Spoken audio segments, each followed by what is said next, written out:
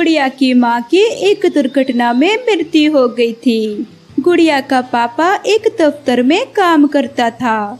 गुड़िया अभी छोटी थी, इसलिए वो अपनी बेटी को घर में अकेला नहीं छोड़ सकता था और खुद भी घर में नहीं बैठ सकता था, इसलिए वो दूसरी शादी कर लेता है। गुड़िया की सौतेली माँ अपने साथ एक अपनी बेटी भी लाई थी, क्योंकि गुड़िया की सौतेली माँ भी पहले से शादीशुदा थी और उसका पति भी मर चुका था। गुड़िया तो बहुत खुश थी, क्योंकि मीनू की शक्ल में उसे एक दोस्त और बहन मिल गई थी। शादी के अगले दिन गुड़िया का पापा अपने दफ्तर चला जाता है और गुड़िया अपने स्कूल जाने की तैयारी कर रही थी कि उसकी सौतेली माँ आ जाती है। ये तुम किधर जाने की तैयारी कर रही हो? नहीं मम्मा, मैं स्कूल जा रही हूँ। कोई जरूरत नहीं है तुम्हें स्कूल जाने की। तुमको कौन सा पढ़ लिख कर अफसर बनना है? घर का चूल्हा ही संभालना है। तो फिर अभी से क्यों नहीं चूल्हा संभालना शुरू कर दो। चलो जाकर मेरे लिए नाश्ता बना कर लेकर आओ। मैं नाश्ते में 2 फ्राई अंडे, 1 ब्रेड का स्लाइस और साथ में कॉफी लेती हूँ। जल्दी से बनाकर लेकर आना। और हाँ, मीनू का नाश्ता जब वो उठेगी तब बनाना। गुड़िया की सौतेली माँ तो एक ही सांस में अपने ऑर्डर सुनाई जा रही थी।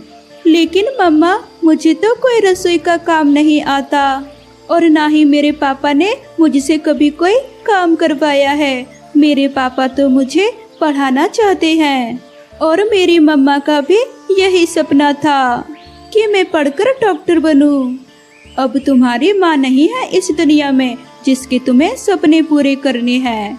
अब तुम्हें वही करना होगा जो मैं कह रही हूँ। और हाँ, अगर तुमने अपने पापा को बताया कि मैंने तुम्हें स्कूल से हटवा दिया है तो पंख और जबान दोनों काट कर रख दूंगी। फिर गुड़िया रसोई में चली जाती है। गुड़िया को तो कुछ समझ में नहीं आ रहा था कि वो क्या करे, क्योंकि उसने तो कभी भी चूल्हे में आग नहीं जलाई थी। उसे आग जलाना नहीं आ रहा था। थोड़ी देर बाद उसकी सौतेली माँ भी रसोई में आ जाती है। क्या तुम अभी तक ऐसे ही मुंह उठाए खड़ी हो? मेरा नाश्ता नहीं बनाया? नहीं मम्मा, मुझे चूल्हे में आग जलाना नहीं आती। मैं कैसे नाश्ता बनाऊं? तुम चिंता ना करो, मैं तुम्हें सब सिखा दूंगी। अब आंखें खोल कर देखना कि आग कैसे जलाते हैं। कल से तुम्हें खुद ही जलाना है। फिर गुड़िया की सौतेली माँ गुड़िया को आग जलाना सिखाती है। फिर ऐसे ही कुछ दिन गुजर जाते हैं। गुड़िया की सौतेली माँ गुड़िया से घर का सारा काम करवाती और उसके पापा के सामने उससे बहुत प्यार करती और उसके पापा के ऑफिस जाते ही उससे काम करवाने लग जाती। ऐसे ही एक दिन वो गुड़िया से कहती है, आज मैं और मेरी मीनू शॉपिंग पर जा रही हैं। मेरे आने तक भोजन तैयार रखना, नहीं तो मार मार कर हाल बुरा कर दूंगी। फिर गुड़िया की सौतेली मम्मा अपनी बेटी को लेकर चली जाती है। वो अभी गई थी कि गहरे बादल आ जाते हैं और साथ में तेज बारिश भी शुरू हो जाती है। लकड़ियाँ जो कि आग जलाने के लिए रखी हुई थी, बारिश में भीग जाती हैं। अब मैं आग कैसे जलाऊंगी? माँ तो आकर मुझे पीटेंगी अगर मैंने भोजन ना तैयार किया तो। फिर गुड़िया अपनी माँ को याद करके रोने लग जाती है। हे भगवान, अगर मेरी माँ मर गई तो इसमें मेरा तो कोई दोष नहीं। फिर मेरी सौतेली माँ मेरे साथ इतना बुरा क्यों करती है? मम्मा, अगर आप सुन रही हो तो देखो तुम्हारी बेटी कितनी तकलीफ में है। माँ, आ जाओ मेरे पास और मुझे अपने आंचल में छुपा लो। मुझसे अब और बर्दाश्त नहीं हो रहा है।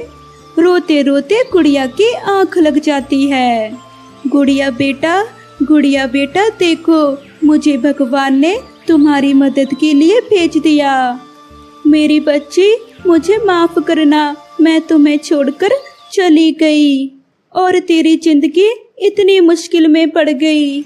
लेकिन अब मैं तुम्हें और दुखी नहीं होने दूंगी।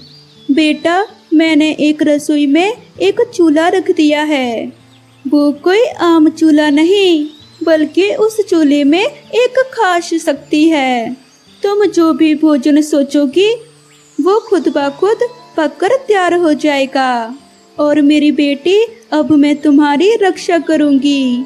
फिर गुड़िया की आंख खुल जाती है। ये कोई सपना था? क्या सच में मेरी मम्मा आई थी? मुझे लगता है कि मैं सपना ही देख रही थी। फिर गुड़िया जब किचन में जाती है तो वहाँ सच में एक चूल्हा पड़ा था। ये चूल्हा तो पहले मेरे किचन में नहीं था। कहीं वो मेरा सपना सच तो नहीं था? एक बार आजमा कर देखती हूँ। फिर गुड़िया छोले भटूरे के बारे में सोचती है तो वहाँ चूल्हे में खुद ही आग जलती है और छोले भटूरे बन जाते हैं। फिर गुड़िया की सौतीली माँ भी आ जाती है। भोजन तैयार कर लिया है कि आराम ही करती रही हो? जी माँ, मैंने छोले भटूरे बनाए हैं आज। छोले भटूरे कैसे बना लिए तूने आज? घर में तो सामान ही नहीं था। और आग तूने कैसे जलाई? लकड़ियाँ तो सारी बारिश के पानी से भीग चुकी हैं। मुझे ये कोई और ही चक्कर लग रहा है। ऐसा कहकर गुड़िया की सौतेली माँ गुड़िया को मारना शुरू कर देती है। बता क्या चक्कर है? कल मुही कहीं की कोई जादू तो नहीं सीख लिया? फिर गुड़िया की मम्मा की आत्मा वहाँ आती है और वो गुड़िया की सौतेली माँ को उल्टा लटका देती है। गुड़िया का पापा भी ऑफिस से आ जाता है। ये सब क्या हो रहा है? सोना, तुम उल्टी क्यों लटक गई हो? और गुड़िया, तुम क्यों रो रही हो? फिर गुड़िया की मम्मा की आत्मा भी सबके सामने आती है और सोना की सारी हकीकत गुड़िया के पापा को बताती है। गुड़िया बेटा, अपनी माँ की आत्मा से कहो कि मुझे माफ कर दे। मैं आइंदा तुम्हें कुछ नहीं कहूँगी। माँ, आप प्लीज इन्हें माफ कर दे। मैंने भी इन्हें माफ कर दिया है। फिर गुड़िया की मम्मा सोना को माफ कर देती है। फिर उस दिन के बाद सोना गुड़िया के साथ बहुत प्यार से रहना शुरू कर देती है। हे दुष्ट गौरी कौवे और कालू कौवे, तूने एक भक्त को धोखे से मारा है। उसे जबरदस्ती जहरीला फल खिलाकर तूने उसकी हत्या की है। इसकी सजा तुम्हें जरूर मिलेगी। रानू चिड़िया और लाडो चिड़िया में बहुत ही गहरी दोस्ती थी। वे हमेशा साथ ही रहते और साथ ही खाने की तलाश में प्रतिदिन घर से बाहर जाया करते। दोनों की दोस्ती के जंगल के बाकी पक्षियों में खूब चर्चा का विषय बनी हुई थी। अरे बहन, तुमने देखा आजकल रानो चिड़िया और लाडो चिड़िया में कितनी गहरी मित्रता बनी हुई है। हाँ मिट्ठू भाई, ये बात तो किसी से भी नहीं छुपी कि वो दोनों कितने गहरे मित्र हैं। मैं तो दिन रात बस एक ही प्रार्थना करती हूँ कि इन दोनों की दोस्ती को किसी की नजर न लगे। रानो चिड़िया और लाडो चिड़िया की दोस्ती से गौरी कौवी बहुत ही जल्दी थी। वे हमेशा उन दोनों को कैसे अलग किया जाए ये प्रयास करती रहती थी, लेकिन दोनों की दोस्ती इतनी मजबूत थी कि वे हर मुसीबत का डटकर सामना करते और उससे बाहर भी निकल आते थे। एक बार की बात है, रानो चिड़िया लाडो चिड़िया से कहती है, बहन, मेरे मन में एक विचार आया है। क्या विचार आया है? मैं सोच रही हूँ कि छठ का त्योहार आने वाला है। कहते हैं कि जो भी छठ का व्रत करता है उसको देवी माँ वरदान देती हैं। तो क्या इस बार तुम व्रत रखोगी? हाँ, रख रही हूँ और अपनी दोस्ती ऐसी ही चलती रहे और किसी की नजर न लगे ऐसा वरदान भी मांगने वाली हूँ। ये कहकर रानो चिड़िया छठ पूजा के त्योहार का इंतजार करने लगती है। इधर जंगल में रानो चिड़िया के व्रत रखने की बात गौरी कौवी को पता लग जाती है। अच्छा, तो ये रानो इस बार व्रत रखने की योजना बना रही है, लेकिन उसका ये व्रत सफल नहीं होगा। गौरी कौवी अपने पति कालू कौवे के पास जाती है और उसको रानो चिड़िया के व्रत रखने की बात बताती है। कालू जी, इस बार वो रानो चिड़िया व्रत रखने वाली है और उसकी दोस्ती को किसी की नजर न लगे ऐसा वरदान भी मांगने वाली है, लेकिन मैं उसका ये सपना पूरा नहीं होने दूंगी। क्या कालू जी, तुम इस काम में मेरा साथ दोगे? साथ तो दे दूं, लेकिन हमने जितनी बार उनको नुकसान पहुंचाने की कोशिश की वो हर बार ना जाने कैसे बच जाते हैं और हर बार हमको शर्मिंदा होना पड़ता है उनके सामने। लेकिन इस बार जो मैंने योजना बनाई है खाली नहीं जाएगी। क्या योजना बनाई है? फिर गौरी कवि उसके कान में योजना को बताने लगती है। गौरी कवि की सारी बात बताते ही दोनों हंसने लगते हैं। तुमने योजना तो ठीक बनाई है, ये जरूर सफल होगी। थोड़े दिन बाद छठ पूजा का वो महापर्व आ जाता है और रानो चिड़िया उस दिन व्रत रखती है। रानो चिड़िया की मदद के लिए उसके और भी साथी आ जाते हैं और हंसी खुशी काम में हाथ बटाते हैं। लाडू बहन, तुम बाहर जाके थोड़े से फूल ले आओ, शाम को पूजा में देवी माँ को भेंट करने हैं। फूलों से देवी माँ बहुत प्रसन्न होती हैं। ऐसी बात है तो मैं बाहर जाकर अच्छे अच्छे सुंदर फूल ले आती हूँ, तुम तब तक अपना काम कर लो रानो। लाडू ये कहकर बाहर चली जाती है। तभी कालू उसके घर आ जाता है। कालू रानो से कहता है, बहन रानो, मैंने सुना है आज तुम व्रत में हो, तो मैंने सोचा क्यों ना मैं भी तुम्हारे काम में हाथ बटा लूं, जिससे थोड़ा सा पुण्य मुझे भी मिल जाए। हाँ, क्यों नहीं कालू भैया, आप बस थोड़ा सा रसोई का काम देख लो, वहाँ देवी माँ का प्रसाद बन रहा है, आप बस उस पर ध्यान रखना। ठीक है रानो बहन, मैं रसोई में जाता हूँ। ये कहकर कालू कौवा रसोई में बैठ जाता है। थोड़ी देर तक इधर उधर देखता है और फिर चुपके से रसोई की खिड़की से गौरी कवि को अंदर बुला लेता है। गौरी जी, वो देखो, उसमें प्रसाद बन रहा है जिसे वो रानो खाएगी। तुमको जो करना है अब जल्दी करो, क्योंकि रानो इस समय यहाँ नहीं है। सुनो कालू जी, आप इस फल को कैसी भी करके रानो चिड़िया को खिला कर आओ। क्या इस फल को? गौरी जी, तुमने तो कुछ और योजना बताई थी, लेकिन अब ये क्या है? कालू जी, आप जल्दी जाओ, बाद में बताती हूँ मैं सब। कालू कौवा रानो चिड़िया के पास जाता है और वो फल उसको देते हुए कहता है, अरे रानो बहन, मैं भूल गया था, जब मैं यहाँ रास्ते से आ रहा था तो लाड़ो ने ये फल तुमको देने के लिए बोला था कि तुम इसको व्रत खोलने से पहले खा लो, जिससे तुम्हें शक्ति मिलेगी रानो।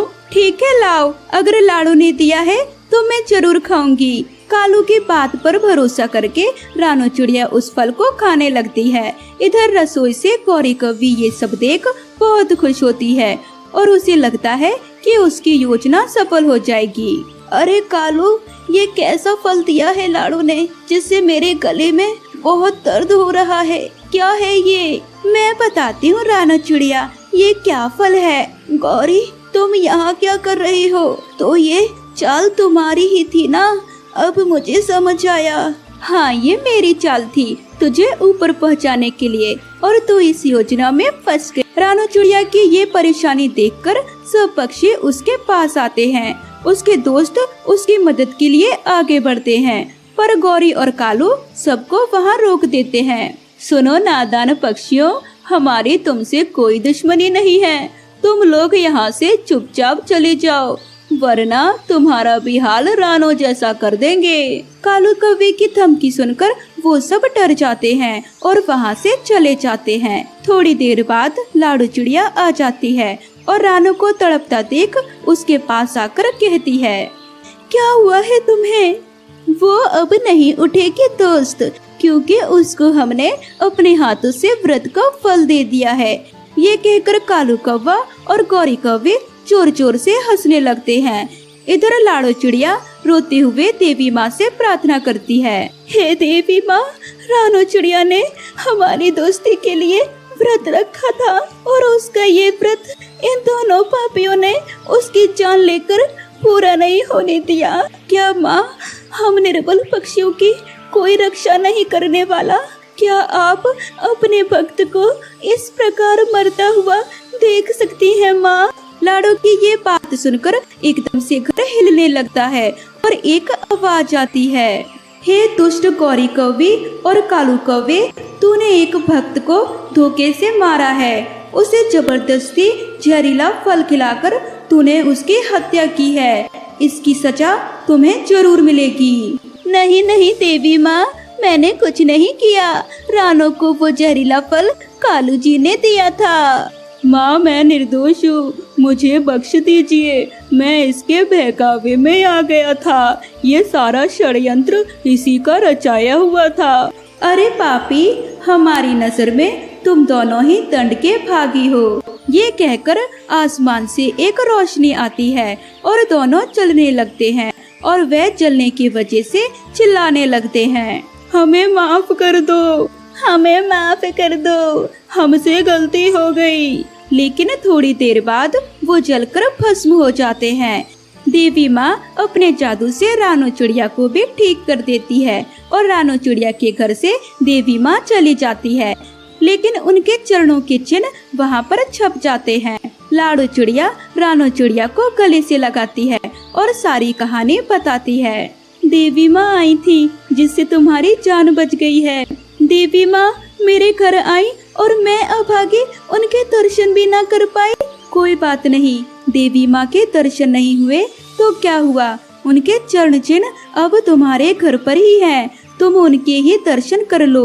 रानो चिड़िया देवी माँ की पूजा करने लगती है और अपने व्रत को पूरा करती है और दोनों सुखी सुखी छठ का त्योहार मनाने लगते हैं। दोस्तों, इस कहानी से ये सीख मिलती है कि जहाँ पर सच्ची श्रद्धा से भगवान की आराधना की जाती है, वहाँ पर भगवान को खुद अपने भक्तों की रक्षा करने आना ही पड़ता है। रानो चिड़िया की ओर से आप सभी को छठ पूजा की अनेकों शुभकामनाएं। छठ मैया आप सबकी मनोकामना पूरी करे। आपका धन्यवाद। सागर वाले जंगल में ठंड का मौसम था। उसी जंगल में टोनू नाम का एक चिड़ा रहता था।